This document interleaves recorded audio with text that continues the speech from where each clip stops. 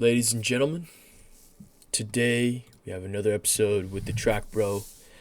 I wanted to make a comprehensive guide on purchasing a Coyote versus a Gen 5 LT LS engine. And I had this idea for a little while because I've been looking into buying a muscle car for myself.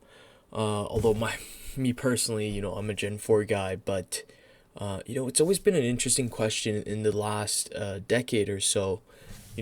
Gen 2, Gen 3 Coyote versus Gen 5 LS. What really is the king and what will get you to where you need to go? So let's get into this. It's really just a comprehensive guide. It has multiple facets. It'll be very useful, whatever build you do need either engine, and it'll mostly target the muscle cars here. So don't expect something a little too far-fetched here. It's really just a basic comprehensive guide. So what are some applications that are pretty useful for both engines? Really, what we're looking here is the tuner performance of either engine.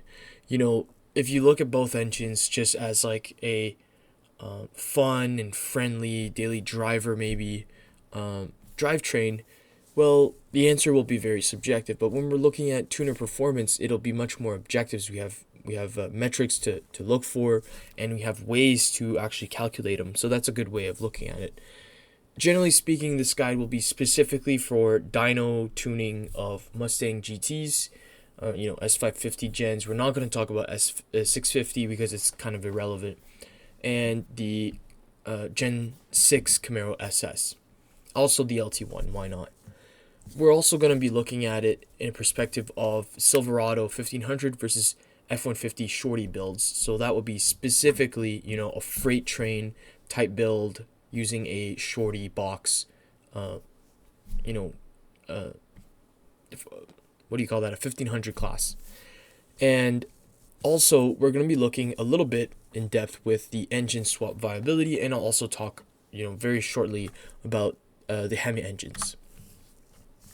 So to start off with, we have to kind of look at stock versus stock. I think that a lot of people, especially, in the tuner culture, we've kind of learned, we've conditioned ourselves to not look at stock dyno sheets, when in reality, stock dyno sheets are very, very useful. They allow us to understand really the character of an engine, the behavior of the engine, and when we do put in some tunability to the engine, usually it really only embellishes the stock performance, and more so than you guys think. I mean, if you've ever seen any roll racing or highway racing, Mexican highway racing, you'll notice that whatever horsepower or stage either car is in, we almost always know who is going to be the winner. It's usually the one that for stock usually makes the most power, unless of course one of the two is significantly modified to imbalance the metrics. But usually when they're stage one against stage one or stage two to stage two, there's really nothing under the sun that's new.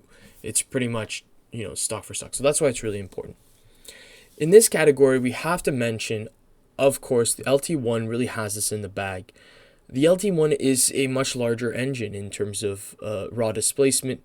It's also an engine that was significantly built specifically for performance, whereas the Coyote had a lot of technological advancements added to it to surpass emissions and to create an efficient engine over a purely performance engine.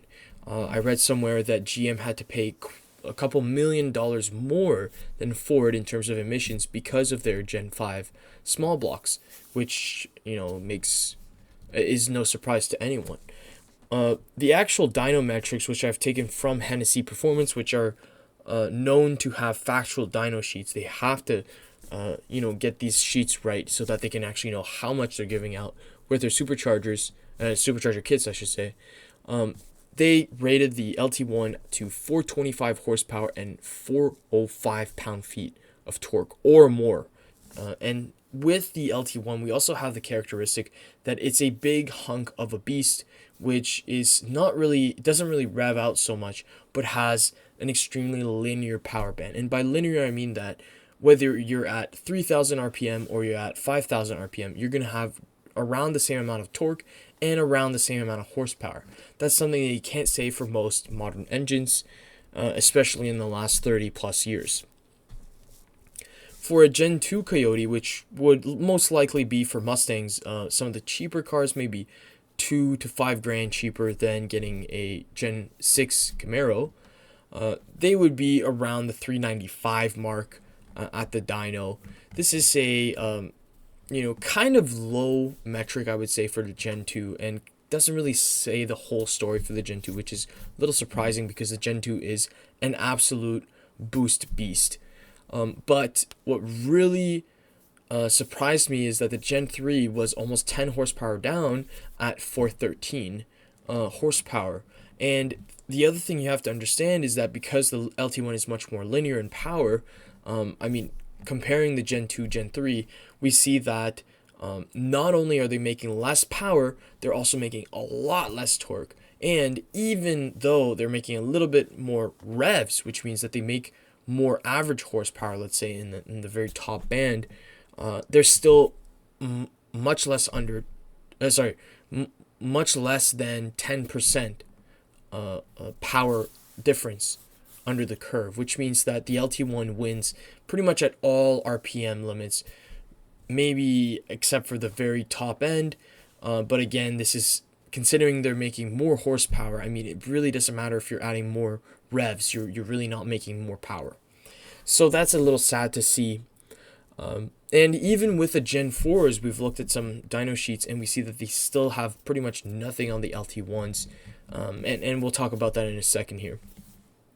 By comparison, a Hemi 392, which is rated at 485 horsepower, about 30 plus horsepower more, is only making 10 horsepower more at the dyno. And Hemi 392s are known to be dyno queens. They make a lot of power at the dyno, and in reality, they're just not putting it down for some reason. There's many reasons for that, but we'll get into that another day. So now let's look at stage 1. When we're doing stage 1 tune, usually this is a full bolt-on, which means headers, exhaust, and usually an intake. Sometimes there's some people have put like fuel, or they'll put like cams, but we'll talk about that a little later. But really, FBO is anything you do to the engine without having to take out the engine or take out the transmission or whatnot, not touching the drivetrain directly. And the truth is both engines benefit greatly from an FBO on top of a ported intake. With the Coyotes, it's really well known that Ford has made as much as they could in terms of the intake efficiency. So we know that for instance, the cubic feet per minute of air intake is very, very high with the intake ports of the Coyotes, Gen 2 and Gen 3 specifically. And we also know that their intakes are extremely well built from the factory to make up that difference in horsepower at the top end. And a very good example was when they were playing with the Gen 1 Boss 302 intakes. Those are really, really good stock intakes back then. And they benefited greatly the Gen 1 engines. Heading to the Gen 2s and Gen 3s, everyone knows now that the Gen 3s are slightly better for intake, about 10 horsepower better, but the Gen 2s are not bad at all. And both benefit greatly from ported intake. You can get up to 7, sometimes 10 horsepower out of just porting your intake, which is really just cleaning out those ports, either your throttle body or your actual intake ports, to make sure that the air is flowing properly. With the Camaro guys, it's a little different. A lot of them, what they do is they buy a Corvette LT2 intake, which is super easy to find. They're usually about $400 and will easily net you 450 wheel horsepower. No problem with the FBO, which is not something you could say about with the Mustangs, which is a little sad. And if you do add the FBO with E85, the difference is even more stark. We're talking 40 horsepower difference. So there's a significant difference going with the Camaro that I would say is a serious win going with the Camaro. It's just a no-brainer for a lot of people. But what really puts the Mustang on the map is that with a Gen 3 Mustang ported intake, you can now tune and chip tune for a higher rev limit. We've seen people running them at 7,800 RPM, no problem with a rev limiter, and it's insane how that goes, and they sound very good. So you kind of have that going for the Mustang at least. Stage 2 here, we put E85 and nitrous together because these are quick ways of making a lot of power. And really what these add-ons are doing is they're really just allowing for more gas to go into the cylinder per airflow. And because these are very high CFM engines, running E85 will benefit a lot for your average pulls, and also don't have that much fuel efficiency markups in terms of how much it will cost you monthly and how much it would cost you in terms of MPGs. So it is something to consider if you guys do want to run big power with fully NA. Now both of these, when running E85, is when you can start getting into the 490 wheel horsepower, which is nothing to scoff at, and you can make up to 530 wheel horsepower on 150 shot for either one. So in this case, it can be comparable. Now in a lot of videos that I've watched for Mustang dynos, I've noticed that they are kind of down. Sometimes you'll see them for 60 wheel, but generally speaking, they are closer to the Camaros than what one might expect. And again, that's just because they have such large intake ports.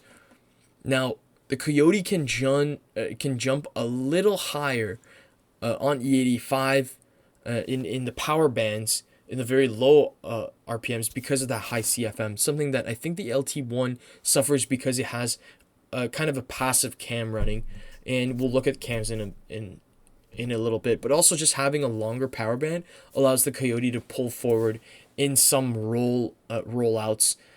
You get more power, you have to shift less. Sometimes you're gonna pull a little harder.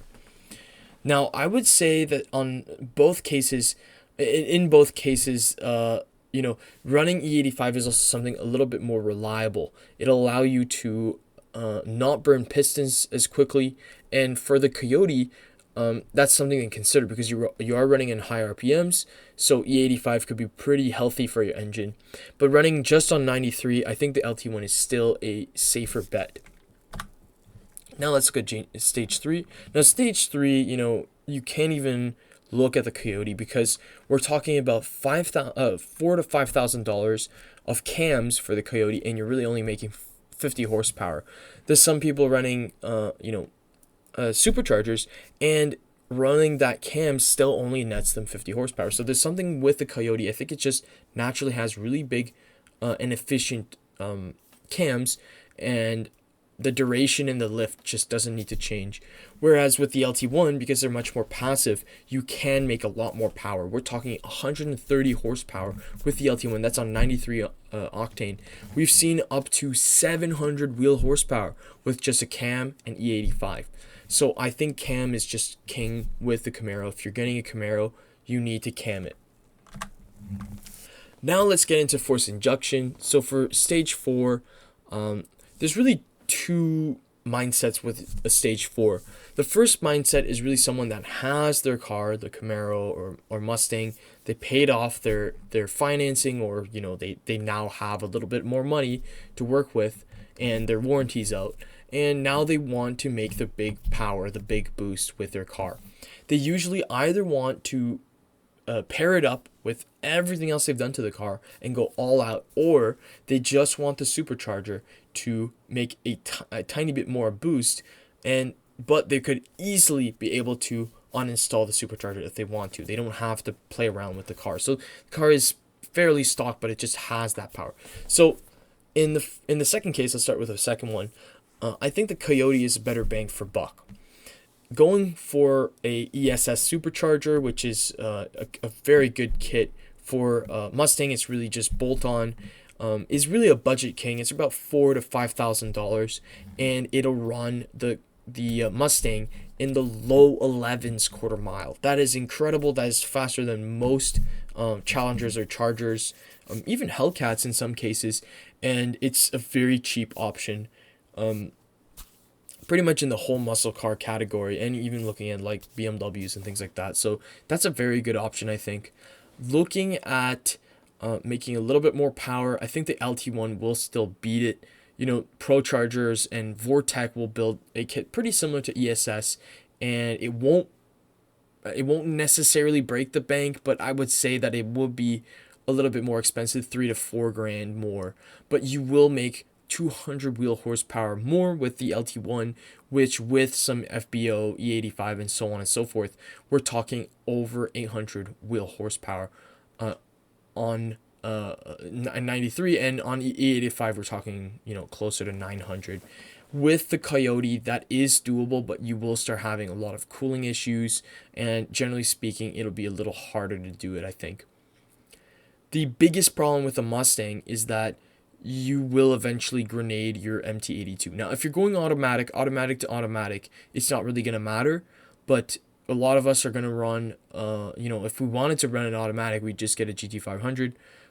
So if we did run a manual, the MT82 is just much worse than the TR6060, and in these high horsepowers, it makes a whole lot of difference. We're talking a couple grand worth of change that you're going to have to deal with. And so I think the MT82 is really the Achilles heel here for this stage 4. And another aspect that makes the Camaro a little bit more worth it, I would say, is going for the LT1, getting a twin screw is going to be slightly cheaper. In some cases, a lot cheaper than going with the Coyote. For instance, you can bolt on LT4 superchargers, no problem. These are Whipple superchargers onto your LT1, and that's just an easy way to make 600 plus horsepower. Also, what I noticed was Camaro has just a lot more brand options. Other than ESS, we have Whipple, Magnuson, Edelbrock, Lingenfelter, SLP, and so on and so forth. Whereas with Coyote, it's really just two supercharger manufacturers that create the ports or the adapters, and then you have a couple of resellers, so like Roush, Shelby, and so on and so forth. So you don't have as many options, and they don't really give that same kind of, like, you get warranties with SLP and Lingenfelter. Even Edelbrock, you can't really do that with a Mustang nowadays. They won't give you, or if they do give you a warranty, it'll be a lot more. And that's just the unfortunate matter. So now let's say if you're going stage 4 and beyond, you're probably going to want to go with turbo, and this is where getting into alternate builds would be kind of more useful. So yes, you can slap on a turbocharger kit on a ZL1 or a GT500 if you wanted to, but you got to start thinking like, okay, why didn't you just get a Gen 4, or why didn't you just get a Hellcat? These are things that will take the the turbocharger kit very easily, and it'll make safe boost, upwards of 2,000 wheel. So that's something that you should consider. It's just going to be very expensive on pistons, transmissions, and things like that. And you kind of have to build from the ground up. You can't really build a muscle car. And yeah, it's not really going to make any reliable horsepower on the street. So just forget about it. It's just not worth it. Now let's get into the price analysis. So I've talked a little bit about how Mustangs are a little cheaper than Camaros, and that makes total sense. They're just built different. Also, I want to say that Coyotes are going to be cheaper on stage 1, 2, and 4. And that makes a huge difference for a lot of buyers. Like for myself, for instance, I've seen Mustangs that were extremely cheap, usually bids and things like that. And it makes a lot more sense for me to go with a cheap 2018 Mustang than, let's say, going for an older Corvette LS3, and they're almost the same price. So that's kind of why people tend towards the Mustang. It's not necessarily that they prefer the brand, it's just that, by the spec sheet, the Coyote sometimes makes more sense in terms of price. Now, people that are looking to progressively build one car for life, and then just kind of keep on adding stuff on it, they will probably appreciate the Camaro more. It's built better from the factory for big performance. It's got the right tire setup, in fact, and it's got very good suspension in the rear, and the transmission won't pop, and that's really all that matters. The TR60 is so good that people take it and put it in the Mustang, so you can't go wrong with that. And to quickly sum up maybe some truck engine analysis and some kit analysis, so we know that the Gen 2 Coyotes are cheaper than going with Gen 5s. So if you're looking for a 2012 to 2017-ish F-150, it'll probably benefit you going with the Coyote build. You'll be able to put an ESS supercharger or the brand new FP700 if you can find one of those. But the L86 is truly king. They didn't change anything between the L86 and the LT1, maybe just the intake. And so it's really, really easy to make a ton of power with them. Your limiting factor with the Chevys will probably be the rear end. You'll have to build with the rear end, versus the F-150s are very well known for. They're really easy to just be able to stick on the quarter mile drag and just go for it. So I would argue that if you're gonna build a shorty, it's easier to do with Ford, which is surprising, compared to everything else, but it makes a lot more sense to go with Ford, I think. Going with Chevy, it'll be a question of if you want to make more power. And another thing is, if you're looking at the 3/4 ton class, then Chevy makes a lot more sense with the LAT. You can make upwards of 2,000 horsepower no problem, and they'll sell it to you from the factory. So I think there's an argument to have there, but it's very, very specific. For engine swaps, if you're not going to go with a Gen 4, and if you don't like Hemis, or you don't want to build it in an aluminum Hemi, I think that Coyotes make a lot of sense. Gen 2 specifically, you can find them in old trucks. And, only go for a Gen 5 if you think that a Gen 4 is too tacky or basic, and you think the Coyote, you don't like the sound of the Coyote or something. If you got that kind of eccentricity, then maybe go for a Gen 5, but usually for V8 swaps, Gen 5 is really the last guy that you would want to consider. It just doesn't make any sense right now. They're like 10 grand a block, so that just doesn't make any sense. But that's pretty much it for today, guys. I hope you enjoyed, and yeah.